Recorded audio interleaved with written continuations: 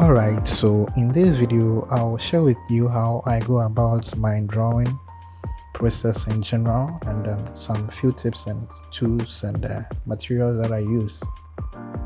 Okay, so first of all, I want to mention some few things that I have in mind when I'm drawing or I'm creating something. Right, so as an artist or a creative person, you need to be patient, right? You need to take your time to create, right? You don't need to rush to finish your work or create something. Once you start to take your time to draw or do something, you develop more passion for it, right? You try to get connected to whatever you are doing. So I believe being patient and creating is very key as an artist, right? Also, you need to have confidence in yourself and be ready to make mistakes. Sometimes we try to do something or create something, but then again, we are afraid to make mistakes. No one is perfect, okay? We all make mistakes at the end of the day, and the most important thing is to learn from your mistakes and improve upon them. So don't be afraid to make mistakes. Make the mistakes now, and then you learn from it, right? And I also believe practice is important, right?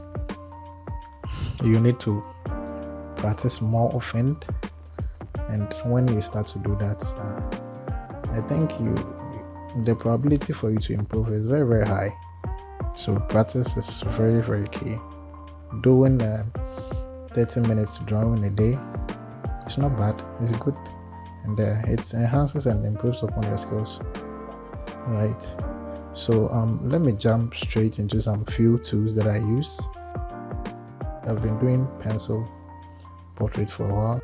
I have all the necessary grade of pencils from HB, 2B, 3B, 4B, 5B, 6B, and up above what, right?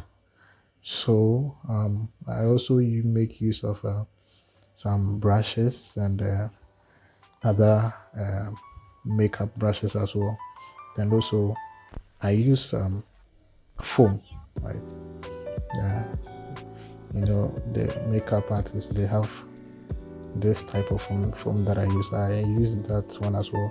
And as a creative person, you also have to find or use tools and other items that you find beneficial to your work. So sometimes you just have to create something or find something which is not being widely used, but you feel it is important when creating or doing artwork.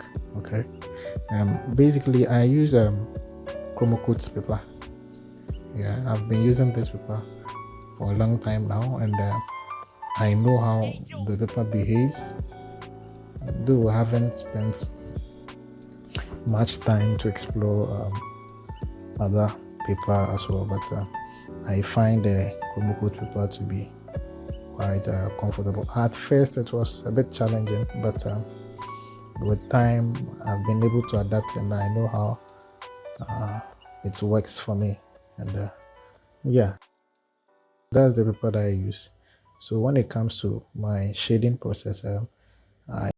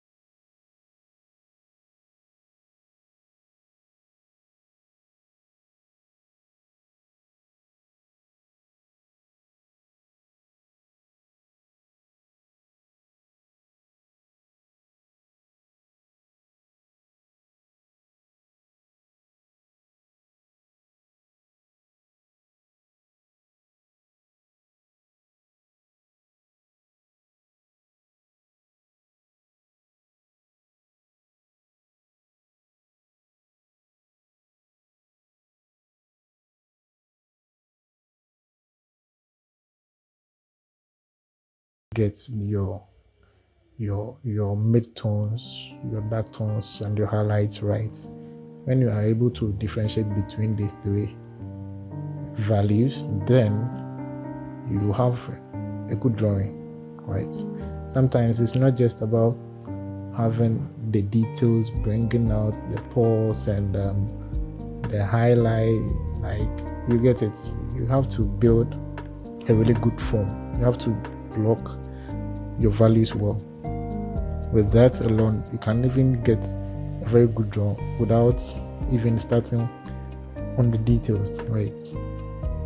So after you've been able to build your values right, then you can see working on the details, it's even much more fun to do. Okay, try to differentiate between the highlights, the mid-tones, and the darker tones. These are the fundamentals when it comes to shading. Okay, and yeah, basically that is the key to a very good drawing. And yes, as a pencil artist or portrait artist, you have to just focus on building good values. Then you can bring out some details when necessary. Okay, so this is the final work, and thank you for watching. If you like this video, give it a thumbs up and kindly subscribe to my channel for more videos like this. Thank you for watching, and see you in the next one. Peace.